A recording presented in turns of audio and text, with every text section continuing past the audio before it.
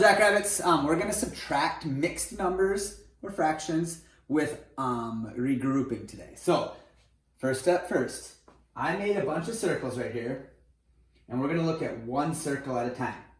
So if you look at this circle, I have cut this into halves.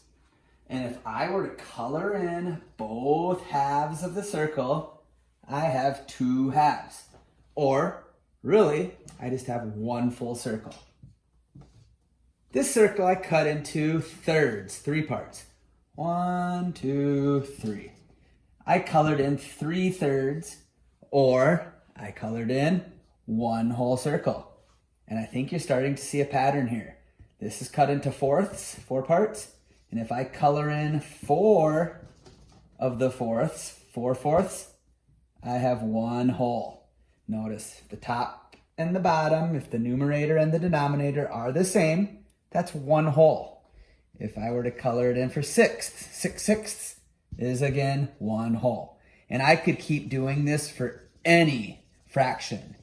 As long as the numerator and the denominator are the same, that's one whole. All right, so we're gonna start subtracting our mixed numbers now. Now for this first one, we're gonna start really simple. And by doing so, I drew pictures for us. So I just wanna take a look at what I actually have here. So I have 2 1/4 minus 1 2/4. And so I can see that I'm working with fourths for my fractions. That means that all of my circles here are cut into 4 equal parts, or fourths. Now, if I were to go ahead and set this up like I've been showing you, and I wrote this vertically, and I wrote 2 1/4 minus 1 2/4. I could see that, yeah, the whole numbers would subtract easily, and I have a common denominator, so I should be able to do this. However, if I look at this fraction, 1/4 minus 2/4, that's where I get into some trouble. So I'm gonna have to do some borrowing today, okay? But before we get into this, let's just take a look at what this actually looks like. So if I were to start with 2 1/4, I have 2 full numbers, or 2 wholes. These are these pizzas right here. 2 full pizzas are colored in, and then 1 more fourth. And I'm subtracting or taking away 1 2/4. That means I'm going to take away 1 whole plus another 2/4. So I am going to show you how I would do this. So I'm going to subtract 1 whole. So I'm just going to take away this whole pizza right here. Now the 1 whole is gone. Lastly, I need to take away 2/4. Well, there's 1/4 right here that I could take away. So I'm just going to take away 1/4. And then I have 1 more fourth. That is 2/4. So what I have left over here is 1, 2, 3/4. So my final answer is 3/4. So that is what 2 1/4 minus 1 2/4 looks like using a picture. Okay, so I took away the pictures now. We don't have our pizzas anymore to help us. We are just gonna look at the mixed numbers. So step 1, I'm gonna write them vertically, up and down. So I have 2 1/4 minus 1 2/4. And I'm gonna make a long equal sign along the bottom because I'm gonna do some more work over here. And I'm looking at my fractions here. I have 1/4 and 2/4, so I have common denominators already. However, I can't subtract 1 minus 2 because that gives me a negative. So what I'm going to do is I'm going to borrow 1 whole from this 2.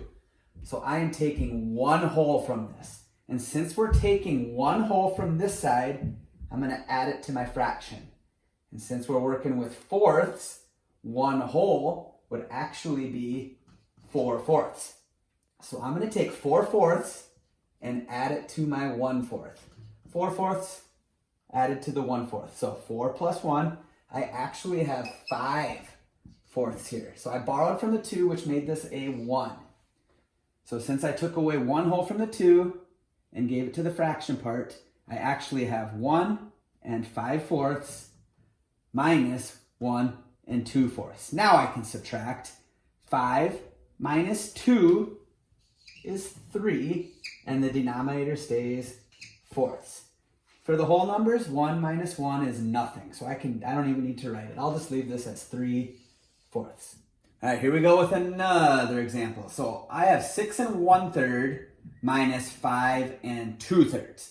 So step one, I'm going to write them vertically. 6 1/3 minus 5 2/3. And again, I can see that I have common denominators. I'm working with thirds.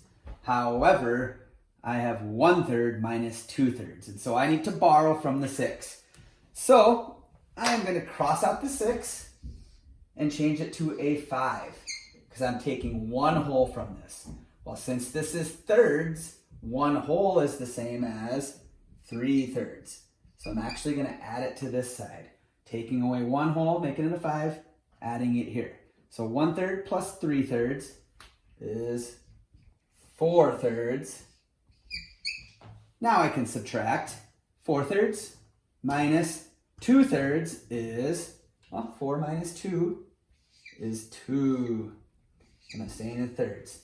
And I look at my whole numbers, 5 minus 5 is 0.